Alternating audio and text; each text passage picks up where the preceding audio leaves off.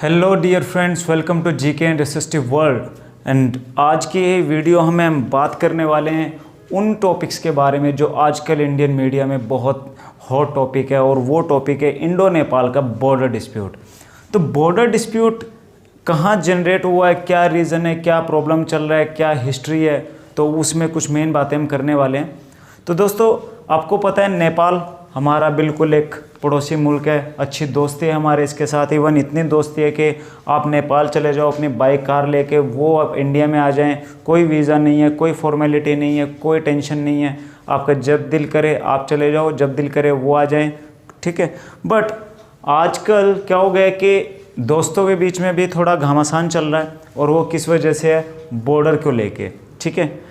नेपाल ये क्लेम कर रहा है कि इंडिया ने नेपाल के कुछ टेरिटरीज़ को अपने मैप में दिखाया, क्योंकि नवंबर 2019 में भारत ने अपना न्यू पॉलिटिकल मैप इशू किया, और उसमें क्लियरली उसने अपने एरियाज़ को मेंशन किया। तो वो मेंशनिंग के बाद जो नेपाल में इंडिया के रिगार्डिंग उस मैप का जो विरोध था, प्रोटेस्ट था, वो इंक्रीज़ हो गया, बढ़ गया। तो इसकी वजह से वहाँ की सरकार ने भी कुछ कदम उठाया, जिसकी वजह से इंडिया में उबाल पैदा हो गया। तो प्रॉब्लम कहाँ है? अब प्रॉब्लम की अगर हम बात करें तो जो नेपाल का सुदूर, अब नेपाल को क्या है कि ये हमारे नॉर्दर्न पार्ट में आता है, ठीक है। और नेपाल एक ऐसा देश है जो तीन ओर से भारत से घिरा है, एक तरफ ये चीन से घिरा हुआ है। अब कुछ लोगों को ऐसा भी लग रहा है कि जो यह मानते हैं कि नेपाल इस वक्त चीन की शह में आ गया है, यानी वो अब भारत की बजाय चीन की तरफ जाना उसने शुरू कर दिया है। तो हम देखते हैं इस मामले की पूरी हिस्ट्री क्या है, ठीक है। अब है क्या कि यहाँ पे ये जो डिस्प्यूटेड एरिया है यहाँ पर, ठीक है। ये एरिया जो है ये अब डिस्प्यूटेड एरिया है, इसको मैं रेड कलर से डार्क कर रहा हूँ यहाँ पे, ठीक है। इतना एरिया नेपाल ने अपने नए मैप में दिखाया है, ठीक है, ये वाला। तो पहले क्या था, ये नेपाल का मैप है, बट उसने अब इतना एरिया बढ़ा लिया है वो नए मैप में। जो उनकी प्राइम मिनिस्टर है केपी ओली, उन्होंने अपने पार्लियामेंट में नया नेपाल का नक्शा जारी किया है, और उस नक्शे में उन्होंने दिखाया कि कौन से हिस्से जो हैं वो नेपाल में है, कौन से इंडिया के। तो ये वाला हिस्सा उन्होंने क्लियरली नेपाल में शो कर लिया है, ठीक है। अब कहानी की शुरुआत कहाँ से होती है? नेपाल में एक रूलर हुए हैं, उनका नाम था पृथ्वी नारायण शाह।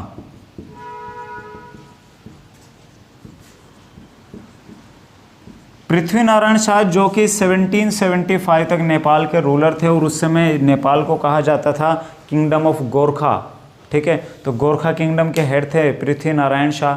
इनको यूनिफिकेशन के लिए जाना जाता है नेपाल की, क्योंकि उससे पहले नेपाल 54 स्टेट में डिवाइडेड था, छोटे छोटे इलाकों में बंटा हुआ था। पर पृथ्वी नारायण शाह ने एफर्ट लगाया और नेपाल को एक किया। एक ही नहीं किया, बल्कि उन्होंने बहुत सारे भारतीय जो आज इलाके भारत में हैं वो भी अपने कब्जे में ले लिए। और अगर मैं बात करूं कि कहाँ तक के इलाके, सतलुज नदी जो कि इस ओर बह रही है, तो उनकी जो किंगडम थी वो सतलुज नदी तक आ गई। यानी कि पूरा उत्तराखंड, जिसमें कि कुमायूं रीजन, गढ़वाल रीजन, हिमाचल प्रदेश का आधा हिस्सा लगभग, जिसमें कि शिमला और इवन कांगड़ा वैली तक उनके पास था, ठीक है, नीचे देहरादून तक। तो ये वाले जो हिस्सा था वो लगभग ये सारा ये नेपाल के किंगडम में आता था, ठीक है, ये पूरा हिस्सा। यहाँ से उन्होंने सिक्किम और तराई के हिस्से ये जीत रखे थे, तो ये लगभग इतना हिस्सा जो था ये भी नेपाल के कब्जे में ही आता था, ठीक है। अब ऑब्वियसली इन्होंने इतना एरिया अपना कब्जे में ले लिया, ठीक है।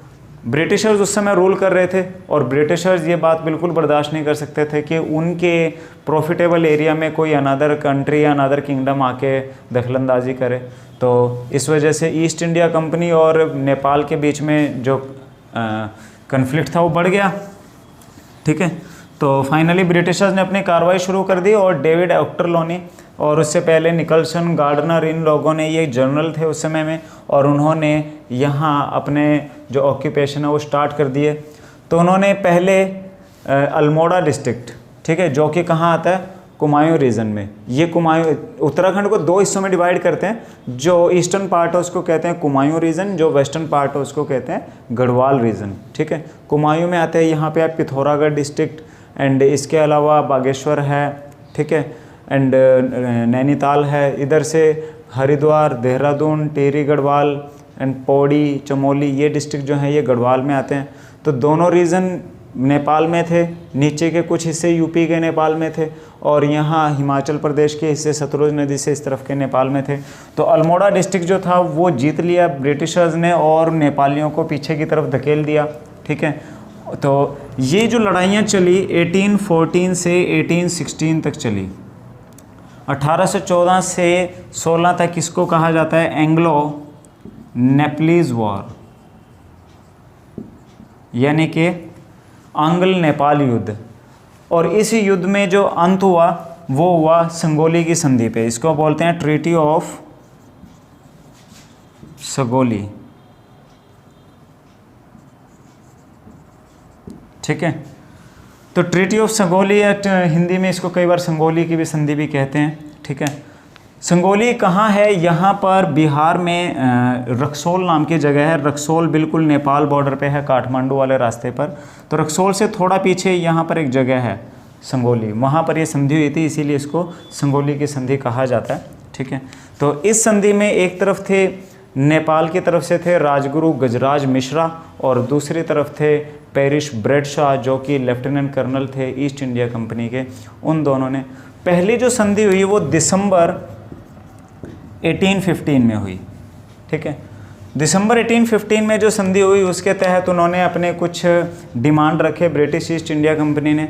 एक तो क्या हुआ, ब्रिटिशर्स ने नेपालियों को पीछे की तरफ धकेल दिया था, और यहाँ पर बहती है काली नदी, तो काली नदी तक धकेल दिया। तो अभी जो करंटली बॉर्डर है, ठीक है, तो पूरा काली नदी से वेस्टर्न इलाका जिसमें कि रानीखेत, नैनीताल, शिमला एंड पौड़ी, ये सारे जो एरियाज़ थे ये ब्रिटिशर्स ने अपने कब्जे में लिए। देहरादून, इधर से सिक्किम में उस समय एक डिनास्टी होती थी चौग्याल डिनास्टी, उसने भी ब्रिटिशर्स को सपोर्ट किया, तो ये इलाके भी यहाँ से छुड़वा कर ये सिक्किम को दे दिए गए। और तराई का जो हिस्सा था, तराई का सारा हिस्सा जो था वो ब्रिटिशर्स ने अपने लिए मांगा। शुरू में नेपाली माने नहीं थे, पर फिर डेविड ऑक्टरलोनी जो कि जनरल थे ब्रिटिश ईस्ट इंडिया कंपनी के, उन्होंने यहाँ काठमांडू से सिर्फ 30 मील दूर एक जगह है मकवानपुर, उस पर कब्जा कर लिया। तो फाइनली मार्च 1816 में ट्रीटी ऑफ सगोली मान ली गई, पूरी हो गई। अब उसकी कंडीशन क्या क्या थी, क्योंकि उन्हीं कंडीशन के बेस पे विवाद उपजा है। ठीक है, जो इंडो नेपाल, अब उस में कंडीशन ये थी कि काली रिवर के जो वेस्ट का इंडिया है, वेस्टर्न पार्ट ये वाला सारा ब्रिटिश ईस्ट इंडिया कंपनी को दिया जाएगा, तराई के हिस्से जो हैं वो भी ईस्ट इंडिया कंपनी को दिए जाएंगे, जो ईस्टर्न पार्ट है सिक्किम का हिस्सा है वो चौग्याल डिनास्टी को जाएगा, और नेपाल के जो राजा हैं वो इनको तंग नहीं करेंगे, परेशान नहीं करेंगे, मोलेस्ट नहीं करेंगे। ठीक है, तो यानी कि जो करंट नेपाल बॉर्डर है ये 1816 की सगोली संधि में ही ड्राफ्ट हो गया था, हो गया। ठीक है, बट प्रॉब्लम कहाँ आ गई? अब उस संधि में एक प्रोविज़न क्या है कि काली नदी से जो वेस्टर्न इलाका है वो ब्रिटिश ईस्ट इंडिया कंपनी का होगा और इधर वाला नेपाल का। अब यहाँ आके प्रॉब्लम जनरेट हो जाती है। ठीक है, काली नदी के, क्योंकि काली नदी का जो उद्गम स्थल है, उद्गम स्थल पे ही सारी लड़ाई है। ठीक है, अब मैं यहाँ का मैप थोड़ा सा बड़ा ड्रॉ कर रहा हूँ। यहाँ पे यहाँ कुछ ऐसी सिचुएशन बनती है, ये चाइना है, ये इंडिया है और ये नेपाल है। मैंने ये वाला जो हिस्सा है, ये छोटा सा जो त्रिकोण बन रहा है तीनों कंट्रीज़ का, वो ड्रॉ किया है। तो यहाँ पर है लिपुलेख पास। ठीक है, आप देखें यहाँ पर क्या है, लिपुलेख पास। ठीक है, और नीचे इंडिया की जो बॉर्डर है, जैसे कि यहाँ हमने काली नदी है, तो काली नदी के साथ साथ नेपाल बॉर्डर पे हमने एक सड़क बनाई है। ठीक है, अब प्रॉब्लम कहाँ जनरेट हुई है? अब ये काली नदी यहाँ फ्लो हो रही है, पर काली नदी यहाँ पर एक जगह है काला पानी। ठीक है, तो काला पानी से मेन काली नदी जो है वो उभरती है, यानी कि काली नदी ऊपर तक नहीं जा रही, ठीक है। इसी को लेके विवाद हो गया, क्योंकि अब हमने क्या माना कि इससे इस तरफ नेपाल है। अब नेपाल क्या कह रहा है, नेपाल कह रहा है कि जो काली नदी का उद्गम स्थल है, जिसका ओरिजिन पॉइंट है, वो यहाँ पर एक कुती नाम की जगह है, कुती यंगती, तो यहाँ से निकलता है। तो वहाँ से वो रिवर कुछ ऐसे फ्लो होती हुई आ रही है, ठीक है। तो नेपाल कह रहा है कि ये काली नदी का उद्गम स्थल है, ये उसकी है मेन ब्रांच है, और यहाँ तक यानी ये एरिया नेपाल का। इंडिया कह रहा है कि यहाँ पर एक रिज लाइन है, एक घाटी है, यहाँ तक नेपाल है, और यही काली नदी का उद्गम स्थल भी है। तो यानी कि यहाँ तक का एरिया किसका है, इंडिया का है, ठीक है। अब ये मामला उभरा कब, अब जैसे कुछ लोगों का मानना है कि नेपाल जो है वो चीन की तरफ जा रहा है और इसीलिए वो अभी ऐसी हरकतें कर रहे हैं। अब ये मामला नया नहीं है। इंडिया नेपाल का जो बॉर्डर इशू है वो 1997 से चल रहा है, ठीक है। 1997, अब आपको पता है कि यहाँ पर चाइना में लेक मानसरोवर है, और लेक मानसरोवर हिंदू धर्म के एक बहुत इंपॉर्टेंट जगह है, कैलाश पर्वत। तो क्या हुआ था कि यहाँ पर एक सड़क बनाई गई है अभी, उसकी वजह से विवाद ज़्यादा भर गया। वैसे तो क्या हुआ, यहाँ पर उत्तराखंड के इलाकों में एक भोटिया नाम का जन समुदाय रहता है, जो कि जानवर चराने का काम करता था। तो पुराने समय में वो इन घाटियों से होते हुए, यानी कि इस लिपुलेख पास से, यहाँ पर जो ये पास है, इस पास से होते हुए जाया करते थे, ठीक है। यानी कि इस पास से होते हुए वो कहाँ चले जाया करते थे, ऊपर के एरिया में, क्लियर। बट अब क्या हो रहा है कि अब नेपाल ने उसका क्या किया कि पहले ही बोला था कि ये इतना लैंड जो है हमारा है, ये काली नदी का उद्गम स्थल यहाँ से है, और ट्रीटी के अकॉर्डिंग इतना एरिया नेपाल का बनता है, ठीक है। बट इंडिया कहता है कि नहीं, हमारा यानी आपका जो एरिया है वो यहाँ तक है, ये एरिया इंडिया का ही है, ठीक है। क्योंकि 1962 में जब इंडिया चाइना का लड़ाई हुआ, तो उसके बाद जो उनके बीच में पीस ट्रीटी की शांति हुई, तो उसके तहत यहाँ तक का जो एरिया है उसको इंडियन तिब्बतन बॉर्डर फोर्स संभालती है। तो यानी इंडिया की जो फ़ौज है वो यहाँ तक खड़ी है, ठीक है। ये एरिया उन्हीं के कंट्रोल में आता है। तो अभी क्या हुआ है कि इंडिया ने 22 किलोमीटर लंबा एक रोड ट्रैक बनाया है यहाँ कैलाश मानसरोवर जाने के लिए, ठीक है। तो अब क्या कि अब जैसे ये रोड यहाँ से ऐसे निकल रहा है, इस तरह से निकलेगा लिपुलेख पास से होता हुआ कैलाश मानसरोवर तक। तो नेपाल कह रहा है कि ये सड़क जो है ये उसकी टेरिटरी में बनी है, ठीक है। ये आपने हमारी परमिशन के बिना हमारे एरिया में बनाई है, ठीक है। तो इसलिए काठमांडू में नेपाल में काफ़ी टाइम से प्रोटेस्ट जो है वो चल रहे थे, ठीक है।